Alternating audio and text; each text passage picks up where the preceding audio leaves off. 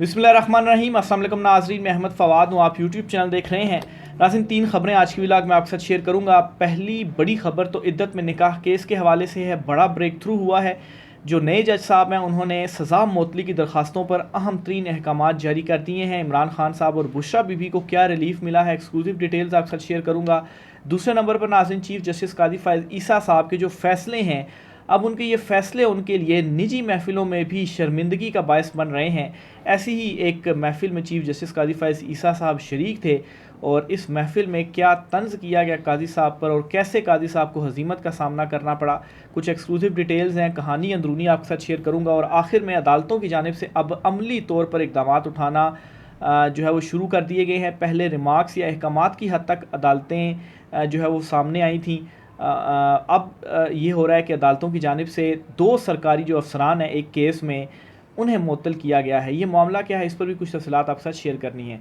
सबसे पहले तो नाज़रीन, आज की जो बड़ी ब्रेकिंग न्यूज़ है इद्दत निकाह केस के हवाले से, जो नए जज साहब इस केस को सुन रहे हैं, एक तो वो बाउंड थे कि 10 दिन के अंदर उन्होंने इद्दत निकाह केस में जो सज़ा मुअत्तली की दरख्वास्तें हैं इन पर फ़ैसला करना है, जो कि इस्लामाबाद हाई कोर्ट का भी ऑर्डर था। तो जज साहब की जानिब से समाअत की गई इद्दत निकाह केस में सज़ा मुअत्तली की दरख्वास्त पर, और इस दरख्वास्त पर 21 जून को ये कहा गया है कि खावर मानिका, उनके जो वकील हैं, वो अदालत में पेश हों और अपने जो दलाइल हैं वो दें। और अगर उन्होंने अपने दलाइल नहीं दिए और अगर वो पेश नहीं हुए, जैसा कि ये पहले करते रहे हैं, रिजवान अब्बासी साहब जो इनके वकील थे वो अदालत में जाते ही नहीं थे और बार बार ये कहते थे जी कि आज सुप्रीम कोर्ट पे मसरूफ़ हूँ, आज मैं इस मुल्क में हूँ, तो आज फ़लाना हो गया है और आज ये हो गया है, इसलिए केस की समाअत को मुलतवी किया जाए, और वहाँ पर उनको रिलीफ भी मिलता रहा। बहरहाल इन जज साहब की जानिब से ये क्लियर कर दिया गया है कि अब ऐसा नहीं होगा। और ये जो समझा जा रहा था कि इस अदालत में नए सिरे से जो केस की समाअत है वो शुरू होगी, वो भी नहीं होने जा रहा।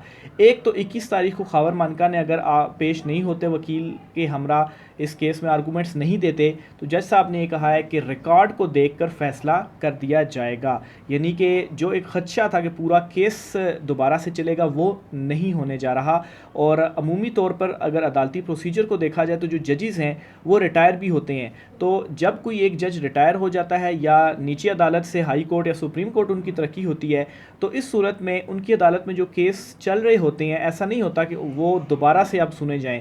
वो जो सारे केस होते हैं वो ऑन रिकॉर्ड होते हैं। हर अदालती समाअत का जो अदालती ऑर्डर है वो लिखवाया जाता है डेली की बेसिस पर, और जो भी नए जज आते हैं वो फिर उस केस का जो सारा रिकॉर्ड है उसे पढ़ते हैं और फिर उस बुनियाद पर मज़ीद आगे केस को चलाया जाता है। तो एक तो जज साहब ने ये क्लियर कर दिया कि 21 जून को अगर पेश नहीं होते तो फ़ैसला सुना दिया जाएगा। और वैसे भी जज साहब के पास जो टाइम है वो 28 जून तक का है इस्लामाबाद हाई कोर्ट के ऑर्डर के मुताबिक। फिर दूसरी सबसे इम्पॉर्टेंट बात जो जज साहब ने कही वो ये थी कि अगर ज़िंदा रहा तो 10 दिन में फ़ैसला दे दूंगा। ये जज अफजल साहब हैं जो इमरान खान साहब और बुशरा बीबी के इस केस में जो समाअत है वो कर रहे हैं। एग्जैक्टली उन्होंने क्या कहा जी, इद्दत में निकाह केस के जज अफजल ने गुज़श्ता समाअत पर कहा कि वो ईद से कबल सज़ा मुअत्तली की दरख्वास्तों पर फ़ैसला कर देंगे। आज समाअत शुरू हुई तो कहा, अगर मैं ज़िंदा रहा तो 10 दिन में फ़ैसला कर दूंगा। मालूम नहीं जज साहब के रिमार्क्स अमूमी हैं या मुल्की हालात के पेश नज़र तशवीशनाक, अल्लाह खैर करे। ये खालिद जमील साहब है, सीनियर सहाफ़ी, उन्होंने ये ट्वीट किया। और इस रिमार्क्स को ट्वीट करने का मकसद क्या था जी कि अगर मैं ज़िंदा रहा तो 10 दिन के अंदर फ़ैसला कर दूंगा। क्या इसका मतलब ये है कि इनके ऊपर भी कोई दबाव डाला जा रहा है, क्योंकि गवाहियाँ अदलिया के अंदर से आ गई हैं कि अदलिया पर एस्टेब्लिशमेंट दबाव डाल रही है और मर्ज़ी के जो फ़ैसले हैं वो लेना चाह रही है, लेकिन अदलिया डट गई है। तो क्या ये जज साहब की जानिब से जो कहा गया, क्या इन पर भी कोई दबाव डाला जा रहा है? लेकिन इन्होंने उस दबाव के हवाले से खुलकर तो बात नहीं की, लेकिन इतना बता दिया कि वो किसी तरह के भी दबाव को कबूल नहीं करेंगे और अगर वो ज़िंदा रहे तो 10 दिन के अंदर वो फ़ैसला सुना देंगे। हाँ, अगर वो 10 दिन से पहले ज़िंदा नहीं रहते या उनको कुछ हो जाता है तो फिर ज़ाहिर सी बात है वो फ़ैसला नहीं सुना पाएंगे, अदरवाइज़ किसी किस्म का भी दबाव कबूल नहीं होगा। तो ये एक बड़ा ब्रेक थ्रू हुआ है जी। ईद के बाद सज़ा मुअत्तली की दरख्वास्तों पर भी फ़ैसला आने जा रहा है, इमरान खान साहब और बुशरा बीबी। और ये जो केस हमने कवर किया है इसमें इमरान खान साहब और बुशरा बीबी की भी जो रिहाई है वो हो जाएगी। तो एक तो नाज़रीन ये बड़ा ब्रेक थ्रू हुआ है। दूसरे नंबर पर चीफ जस्टिस कादी फ़ाइज़ ईसा साहब के हवाले से आपके साथ कुछ तफसीलात शेयर करनी है। अच्छा, उस पर आने से पहले कि एक निजी महफ़िल में चीफ जस्टिस कादी फ़ाइज़ ईसा जो हैं उनके साथ क्या कुछ हुआ, उससे पहले आपको कुछ कंसर्न्स इस वक्त उठाए जा रहे हैं चीफ जस्टिस काजी फैज़ ईसा के ऊपर, जो इलेक्शन ट्रिब्यूनल वाला मैटर सुप्रीम कोर्ट में इलेक्शन कमीशन लेकर गई है और चीफ जस्टिस काजी फैज़ ईसा ने इसे अपने सामने समाअत के लिए मुकर्रर कर लिया। एक जो लाहौर हाई कोर्ट ने 8 ट्रिब्यूनल तश्कील दिए थे, तो इलेक्शन कमीशन ने उन ट्रिब्यूनल्स के खिलाफ सुप्रीम कोर्ट से रुजू कर लिया और वहाँ पर जो अपील है वो दायर कर दी। हालांकि एक सवाल ये है कि लाहौर हाई कोर्ट के सिंगल रुकनी बेंच ने वो फैसला दिया था, तो इंट्रा कोर्ट अपील दायर करने से पहले कैसे इलेक्शन कमीशन सुप्रीम कोर्ट आ सकता है, लेकिन रजिस्ट्रार ने कोई इस पर एतराज़ नहीं किया और डायरेक्ट चीफ जस्टिस काजी फैज़ ईसा के सामने ये जो केस है वो फिक्स कर दिया है। अब नाज़रीन इस पर कुछ सवालात हैं। सबसे पहले तो सईद बलोच साहब हैं, कोर्ट रिपोर्टर हैं, ये लिखते हैं जी कि पहले काजी साहब ने आरओज़ DROs की तैनाती को कानूनी तौर पर दुरुस्त करार दिया, जिससे पाकिस्तान में बदतरीन इंतखाबी धांधली का दरवाज़ा खुला और अब इस इंतखाबी धांधली की तहकीकात करने वाले इलेक्शन ट्रिब्यूनल की तकर्री का केस भी अपने सामने समाअत के लिए मुकर्रर कर लिया है। क्या ये इसी धांधली को तहफ़्फ़ुज़ देने के मुतरादिफ नहीं? सवालिया निशान।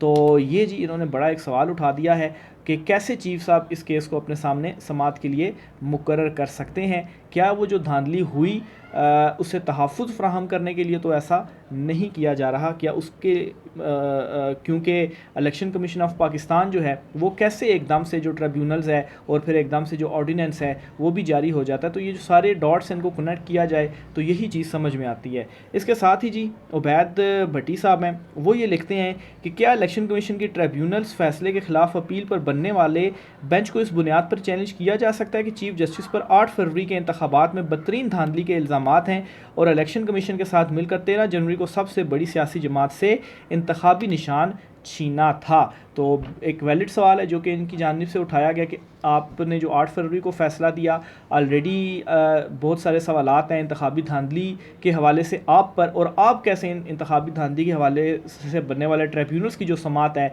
वो करने जा रहे हैं। तो ये बेंच के ऊपर एक वैलिड एतराज़ इनकी जानिब से उठाया गया और सवाल किया गया कि क्या ये जो एतराज़ है वो काजी साहब के ऊपर उठाया जा सकता है। फिर साथ ही तारिक मतीन साहब ये ट्वीट करते हैं जी कि जस्टिस गुलजार की अदालत ने एक जज पर पाबंदी लगाई कि वो इमरान खान और PTI से जुड़े केसेस ना सुने, मगर कैसा जज है कि सुप्रीम कोर्ट को फैसले को ही नहीं मान रहा। अच्छा, ये जी इन्होंने इशारा चीफ जस्टिस काजी फैज़ ईसा साहब पर ही किया है, क्योंकि जस्टिस गुलजार अहमद साहब ने इन्हीं के ऊपर ही पाबंदी लगाई थी कि आप PTI के जो केसेस हैं इमरान खान साहब के वो ना सुने। और क्यों ना सुने, उसकी पीछे बैकएंड पर यही रीज़न थी कि शायद काजी फैज़ ईसा साहब जो हैं ये किसी तरीके से कोई ज़िद पकड़ ली है इन्होंने इमरान खान के हवाले से, इसलिए ये केसेस को ना सुने। लेकिन जज साहब उस फैसले को नहीं मान रहे चीफ जस्टिस साहब, और जब से वो चीफ जस्टिस बने हैं तो अपने सामने ही जो केसेस हैं वो लगा रहे हैं। तो एक तो नाजरीन खुलकर अब चीफ जस्टिस काजी फैज़ ईसा साहब के किरदार को डिस्कस भी किया जा रहा है, और दूसरा जी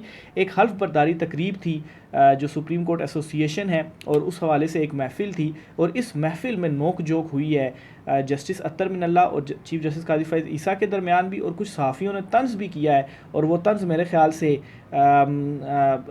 चीफ जस्टिस काजी फैज़ ईसा साहब के लिए शर्मिंदगी का भी बायस था। कैसे जी? एक तो भुट्टो साहब का जो केस है, इस केस के हवाले से भी डिस्कशन हुई। वो जो फ़ैसला चीफ जस्टिस काजी फैज़ ईसा की जानिब से दिया गया था उस फैसले को लेकर तंज़ हुआ। एग्जैक्टली क्या हुआ आपके सामने रखता हूँ जी। चीफ जस्टिस काजी फैज़ ईसा से रिपोर्टर्स की मुलाकात के दौरान चीफ जस्टिस ने बताया, जब हमने जुल्फ़िकार अली भुट्टो केस का फ़ैसला सुनाया तो एक गैर मुल्की मसीही ने इनसे कहा कि आप हज़रत ईसा अलैहिस्सलाम के ख़िलाफ़ सुनाए जाने वाले फ़ैसले पर भी नज़रसानी कर सकते हैं। तो इनके बाएं जानिब बैठे सीनियर सहाफ़ी ग़ुलाम नबी यूसुफ़ज़ई ने मुस्कुराते हुए कहा कि पाकिस्तान की सुप्रीम कोर्ट ये भी कर सकती है, जिस पर हाल में कहकहे लग गए। काजी फैज़ ईसा बोले, आपने तंज़ किया है मगर मैं इसे तारीफ़ समझता हूँ। यानी कि तंज़ उन्होंने ये किया जी कि चीफ़ जस्टिस काजी फैज़ ईसा साहब वो पुराना जो दहाइयों पहले जो केस था उस केस के ऊपर फ़ैसला सुना रहे हैं, लेकिन अभी जो कुछ इमरान खान साहब के साथ हो रहा है वही चीज़ें रिपीट हो रही हैं जो कि भुट्टो साहब के साथ हुआ था। खैर इमरान खान साहब के साथ तो इससे भी ज़्यादा चीज़ें हो रही हैं, लेकिन चीफ जस्टिस काजी फैज़ ईसा साहब के सामने केस हैं और वो इन केसेस को नहीं सुन रहे और उन केसेस के जो फ़ैसले हैं वो कर रहे हैं। तो एक तो बड़ी अजीब सी बात मुझे भी ये लगी कि काजी साहब ने ये जो बात कही है ये किस तनाजुर में या उनके बैकएंड में क्या सोच थी कि जो उन्होंने ये कहा जी कि एक गैर मुल्की मसीही ने कहा कि आप फिर जो हज़रत ईसा अलैहिस्सलाम के ख़िलाफ़ जो फ़ैसला सुनाया गया था उसके ऊपर भी आप नज़रसानी कर सकते हैं। तो मेरे ख़्याल से वो शख़्स, मसीही शख़्स जिसने चीफ़ साहब से ये बात की थी, तो उसने भी तंज़ ही कही होगी, लेकिन चीफ़ साहब चीज़ों को जिस तरह से उन्होंने इस तंज़ को भी कहा जी कि मैंने इसे तारीफ़ की सेंस में लिया, तो अगर आपने उसको तारीफ़ की सेंस में लिया तो फिर अगर कोई आपको तंज़ भी कर रहा है तो कोई आपको फ़र्क नहीं पड़ता। इससे एक चीज़ ये भी वाज़ेह हो रही है कि चीफ़ जस्टिस कादी फ़ाइज़ ईसा साहब के ऊपर जो तनकीद हो रही है या सोशल मीडिया जो उनके ऊपर सवालात उठा रहा है, तो उससे चीफ़ साहब को बिल्कुल कोई फ़र्क नहीं पड़ा और वो अभी भी यही माने हुए हैं कि सब कुछ ओके की रिपोर्ट है और इसी तरह से जो चीज़ें हैं वो चलेंगी। लेकिन इस फ़ैसले के ऊपर उन्होंने जब ये बात कही तो सहाफ़ी ने उनसे कह दिया कि पाकिस्तान की जो सुप्रीम कोर्ट है, फिर इससे ये तवक्को भी की जा सकती है कि हो सकता है कि उस वक्त के फ़ैसले के ऊपर भी ये आज नज़रसानी कर दे और इसको तब्दील कर दे। हालांकि इस वक्त 57,000 से ज़्यादा रिकॉर्ड जो केसेस हैं सुप्रीम कोर्ट ऑफ पाकिस्तान में, उनका पेंडेंसी रेट है और जो असल काम करने वाला है वो चीफ़ साहब की जानिब से अभी तक उसमें ऐसा महसूस होता है कि वो चीज़ें इग्नोर हो रही हैं। और फिर इसी तरीके से जी चीफ़ जस्टिस कादी फ़ाइज़ ईसा साहब के साथ मज़ीद भी कुछ मुकालमे वगैरह हुए और इनमें से एक मुकालमा जी इमरान खान साहब से जो मुज़ाकरात हैं इस हवाले से भी हुआ जी। चीफ़ जस्टिस कादी फ़ाइज़ ईसा से कहा कि हमने इमरान खान से ने कहा जी कि हमने इमरान खान से जो मुज़ाकरात की बात की थी इस पर मुस्बत नताइज बरामद हुए हैं। जस्टिस जमाल मंदोखेल और जस्टिस अतर मिनल्ला ने भी चीफ़ जस्टिस कादी फ़ाइज़ ईसा की हाँ में हाँ मिलाई। तो इमरान खान साहब से जो मुज़ाकरात का सुप्रीम कोर्ट में वो जो हेयरिंग हुई थी और जजिस की जानिब से कहा गया था जी कि आप सियासी जमातों के साथ बैठें, मुज़ाकरात वगैरह करें, तो इस पर चीफ़ साहब ने कहा कि मुस्बत पेशरफ्त हुई है और जस्टिस अतर मिनल्ला और जस्टिस मंदोखेल जो हैं इन्होंने भी हाँ में हाँ मिलाई। फिर इसी तरह से जी एक और मामला भी हुआ जो ऑडियो लीक हुई, जो प्रोसीडिंग हो रही थी जब इमरान खान साहब पेश थे सुप्रीम कोर्ट ऑफ पाकिस्तान में, तो वो बरह रास्त तो नहीं दिखाएगी प्रोसीडिंग, लेकिन बाद में उसकी जो ऑडियो थी वो पूरी प्रोसीडिंग ही लीक हो गई। तो इस पर चीफ़ जस्टिस कादी फ़ाइज़ ईसा साहब ने कहा कि जब ये ऑडियो लीक हुई तो इस मामले पर उन्होंने इंक्वायरी करवाई, लेकिन इंक्वायरी के बाद ये मालूम हुआ कि ये सुप्रीम कोर्ट के अंदर से कोई अमला या IT या ऐसा नहीं था कि यहाँ से जो रिकॉर्डेड ऑडियो है वो लीक हुई हो। ये इस तरह से हो सकता है कि फ़र्ज़ करें कि कोई शख्स कोर्ट प्रोसीडिंग सुन रहा हो और उसने मोबाइल डिवाइस या किसी और डिवाइस के ज़रिए रिकॉर्डिंग की हो और फिर बाद में लीक कर दी हो, तो इस तरह से हो सकता है, लेकिन अंदर से किसी ने भी इस ऑडियो को लीक नहीं किया।